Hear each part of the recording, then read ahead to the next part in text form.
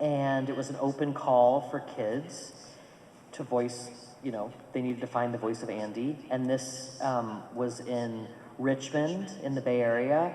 Pixar only had 30 employees at that time, and now they have over 1,200.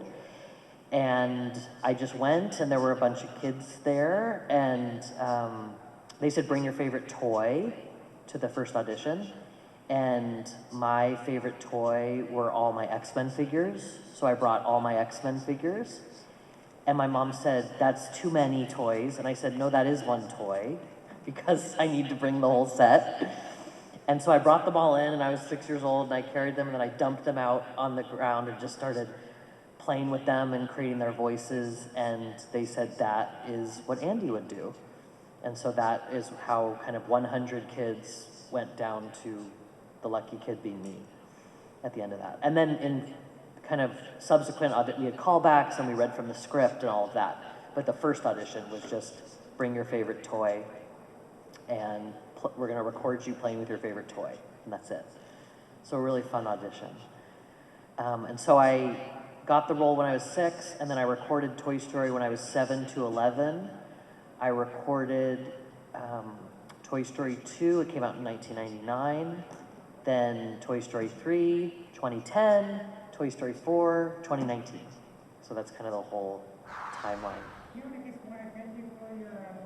Oh, thank you.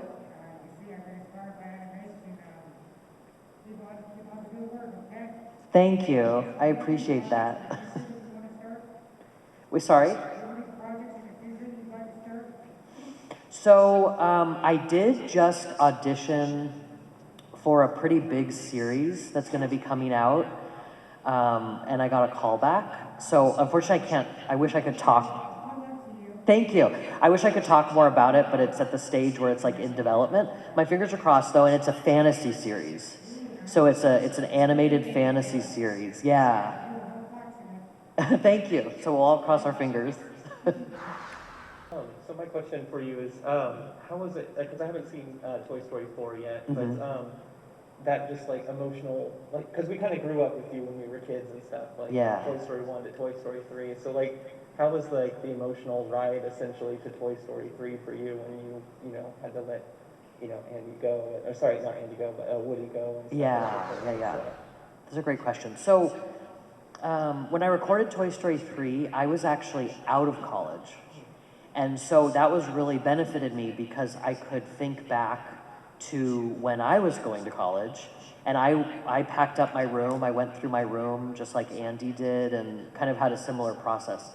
And what the director, Lee Unkrich, said to me when I was recording, especially that emotional scene at the end of Toy Story 3, is he said, yes, Andy's giving his toys to Bonnie and kind of passing the baton, but also he's saying goodbye. And so think about a time in your life when you've said goodbye and what that felt like. And so that helped me as an actor, to get me into an emotional space. And honestly, I was like really teary when I was recording it. And then I think, I've heard people say that kind of translated, because a lot of people say they cried at the end of Toy Story 3, which I do as well when I watch it, and my family and my friends. So I relate with that. And I think with Pixar in general, I know that they've said story is king, and they put, story above all else, and also like those emotional, heartfelt moments. And that's why we just everyone says, I always cry at Pixar movies. And I think that's because they are just tapping into your heart. I mean, they're tapping into those memories and those emotions. And they're kind of not afraid to go there, Thank you so much. Thank you, yeah. Nice to meet you. Likewise. I was wondering, besides the main toys like Woody, Buzz, Jessie, etc., who are some of your favorite secondary toys? Oh, that's a great question. Well, Andy answering, I think, would say he loves all his toys. But I will say, I feel like I have a soft spot for Rex. He's just like so lovable. He's so big and lovable, but he's kind of like nervous and clumsy, and my heart goes out to him. He would be one of them. And and gosh, and then the new, like, I think Forky is really sweet, you know, like, and really endearing.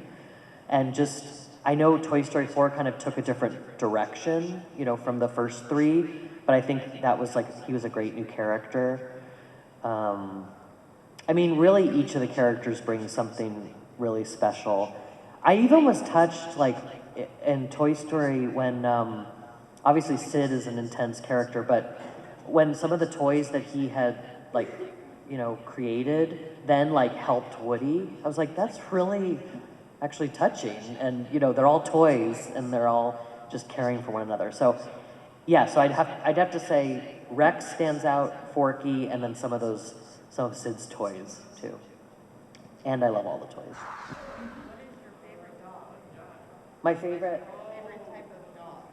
type of dog. Well, Buster, what kind of dog is Buster? A dachshund, that's right, that's right. Oh, and Slinky Dog's a dachshund too. So I have to say I like dachshunds. I personally in my life have a puggle. So he's half pug, half beagle. And he's 13 and a half. He's really sweet, his name's Charlie. So I also like puggles. Puggles and dachshunds, that's my answer. Hi again, Mr. Morris. Hi. We've met before. I was the one who asked you about Andy and Sid if they ever met. Yes. Yeah, but my question for you right now is, you mentioned all of your big roles, yeah, like Andy and such. Mm-hmm. You forgot one important role you did. Pepper from Lego Island. Yes. Yeah. Oh. Any fun stories to share about your experience with Lego Island? Yeah, I'm so glad you brought that up. And actually, a few fans brought up Pepper over this weekend. That was such a fun project to work on, mainly because I got to ad-lib a lot of the lines. Yeah. I mean, there was the script, but then they were just like, what do you think he would say? And he's like a kind of, you know, pizza delivery boy, but he's also like a California skater type. And, you know, and so they were just like, they just let me ad-lib and be really creative. Yeah. And so that was really fun. And then it was really fun to play the game, and it's just a fun game, you know? Brick by brick. Yeah, exactly. And I, you know, everyone likes pizza, and it's just it's kind of a fun character and a fun game, yeah. It's a very, very wacky game. It's very wacky, yeah. Like all Lego games. Yeah, it's true. It really feels like an adventure. Yeah. Yeah. Mm-hmm. Nice. Thank you. Thank you. Hi. Hi. So you've worked on a lot of projects. Which one was your favorite personally? I'm sure you do. Yeah, no, it's a good question. I think recording Toy Story 3, voicing Andy, I would say, and then recording Toy Story 3, just because I had the most acting training at that point, because I was out of college and I went to college for theater. And so... I don't know. Sorry? I'm like, should I stand? Should I sit? Oh, no, you're good. As you wish. Whatever makes you comfortable. Yeah, so I think voicing Andy, especially in Toy Story 3, they really let me take ownership of that character, and which I appreciated. And I remember too with Toy Story 3, you know, he's a teenager, he's 17, and so like when Molly is, you know, in his room, he's like, don't touch my stuff, and like, Molly, get out of my room, you know, so it was like finding that side of him too. We know Andy's a good kid and he has a really good heart, so I don't want him to be like yelling at his sister, but then I have siblings and I understand that kind of like, this is my space, you know, thing. And so finding those qualities of him too was something I needed to do for Toy Story 3, especially after, you know, so much time had passed from Toy Story 2. Yeah. Just one last thing. Do you think Sid got the therapy he needed? Because, like, wow. I hope so. Me too. I hope Sid found like a positive, creative outlet for, yeah. Thank you. Thank you. That's right. For your work in Nightmare Before Christmas, did you get to work with Tim Burton at all?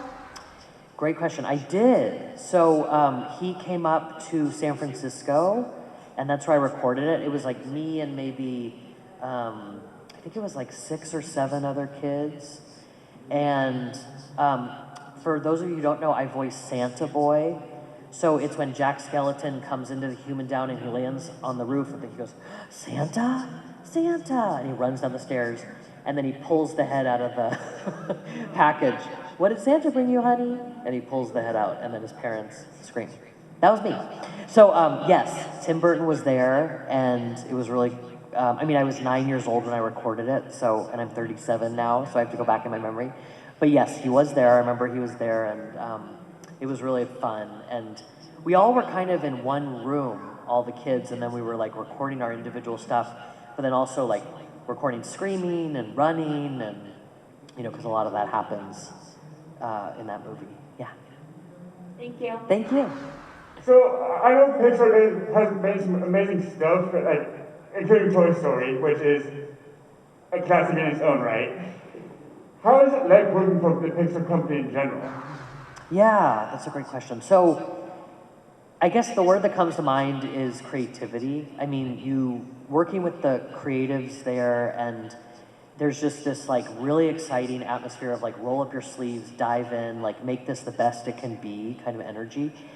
And I'm sure people have heard about the studios themselves. Like you go in, there's like candy everywhere, like there are screening rooms.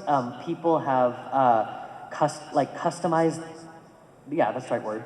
Their offices, and so they like have created, like you can, in some of them you like walk into a jungle, you like walk into part of the movies, like they just, it's such a creative, you know, kind of space, and they always have, you know, kind of storyboards and really beautiful like models on display too, so you can see.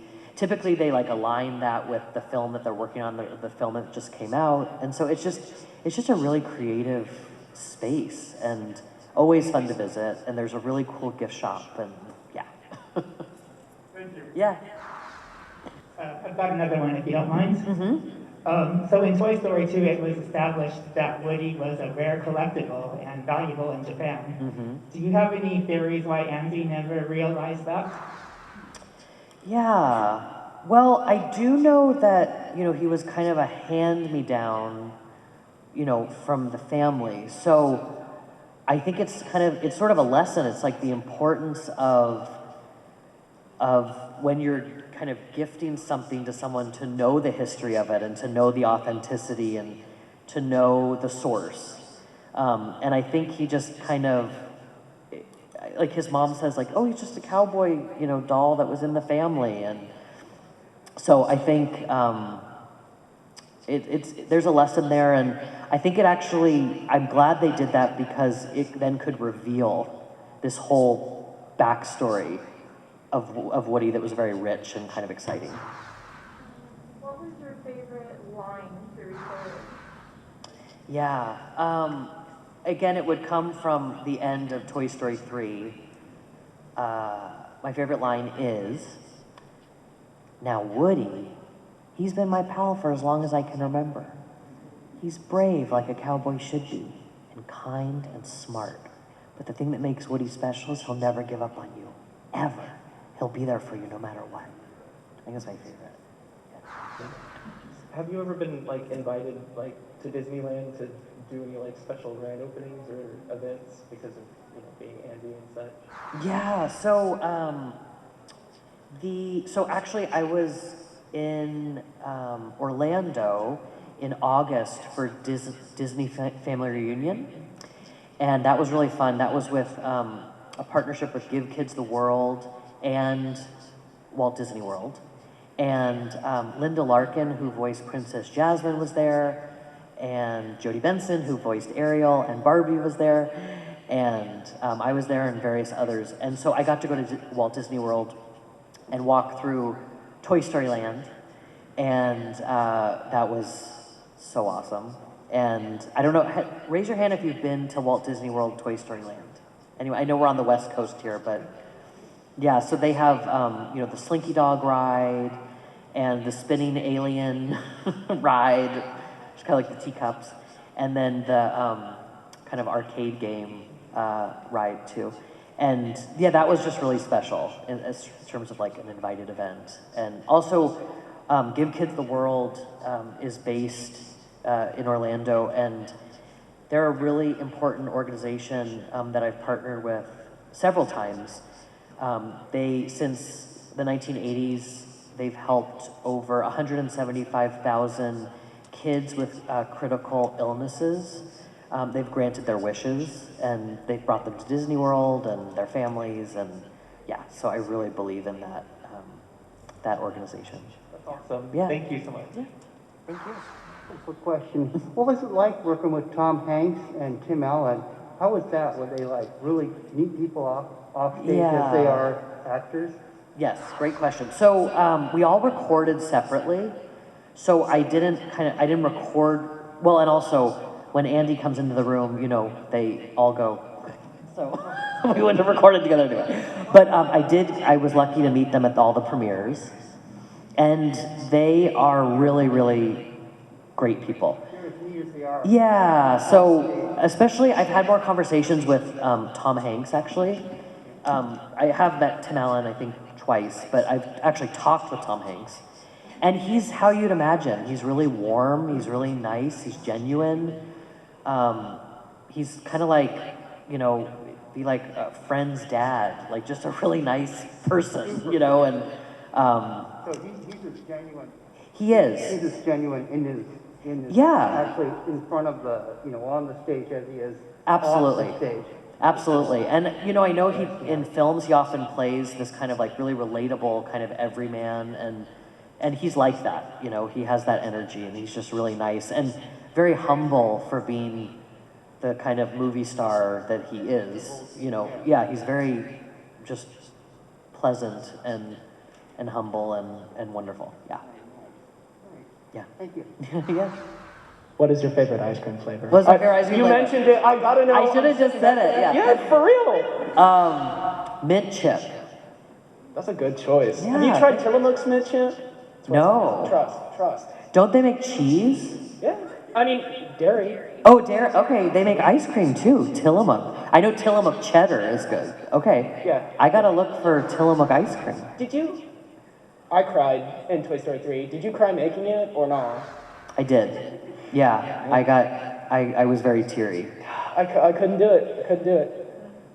Strong man. Thank you. Yeah. No. It was very emotional.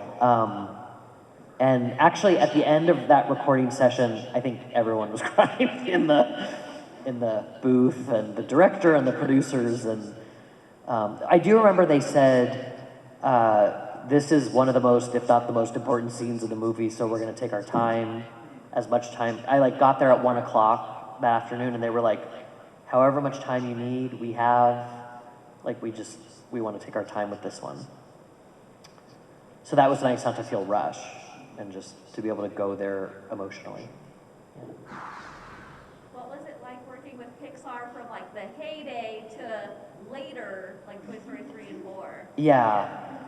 So I just think seeing the growth. I mean, you know, I mentioned it at the beginning, but yeah, a staff of 20 or 30 to over 1,200.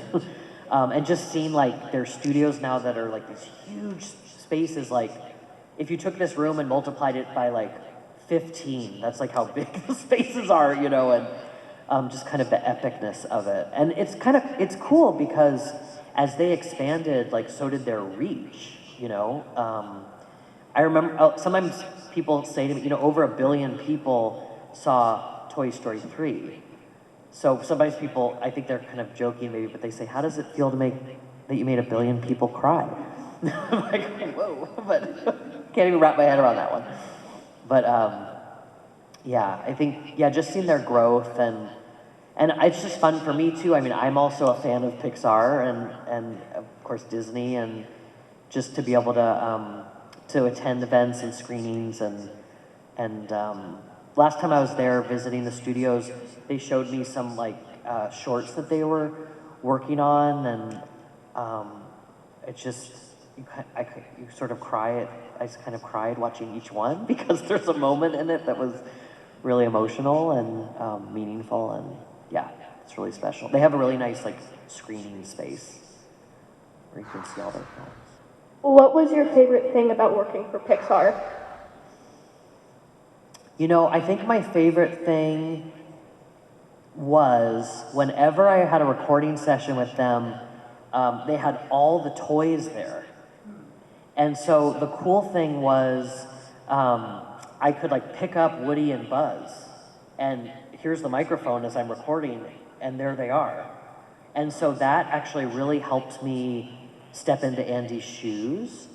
And just as like he was in, you know, the film, and I could kind of simulate that. So I think that was really, really important because with voiceover, and I think they mentioned this on the panel yesterday, it's really you and the microphone and the script, usually. So anything you can have in the way of like renderings or storyboards or, you know, toys or anything to bring it to life is really helpful. And so they want the voice actors to give the most authentic performance they can. And so the fact that they had all the toys there each session was super, super helpful for me and fun. Do you remember where you were and what you were doing when you heard that Disney was buying Pixar? Gosh, I actually heard about it from friends. Like people just started asking me about it and texting me about it, and they thought I had all the answers and like knew the whole backstory. And it's like, actually, I'm just kind of learning this like all the rest of you are. But I do remember it, you know, kind of took, of course, Pixar and the films to another level in terms of like that kind of reach and marketing and such. And with Toy Story, you know, it started as, again, I was 6 and then 7 when I started, and it, you know, it was abstract to me. The first feature-length animated film created with computers. What does that mean? You know, like it was very new to all of us at that time. But then when I started to see the Toy Story posters on buses and that kind of marketing, it's like, okay, this is actually maybe going to be kind of big and have, you know, a big reach, which I was really excited about. Hi. Hi. Have you ever been asked to autograph somebody's shoe? Yes. Yeah? Yeah. Is like something that happens often or just so what I'm often asked, and I was asked this weekend, and it was really fun to do, is like people will bring a Woody or a Buzz toy, and then I'll sign Andy with the backwards N on the boot or the, you know. But I have had people go like this and say, can you sign my shoe? I don't know how long it lasts on their shoe, but that has happened, yes. Thank you. Thank you for coming to SAC Anime. Thank you for coming to this it's not really a panel, this Q&A session. That was really fun, and I'm really enjoying it.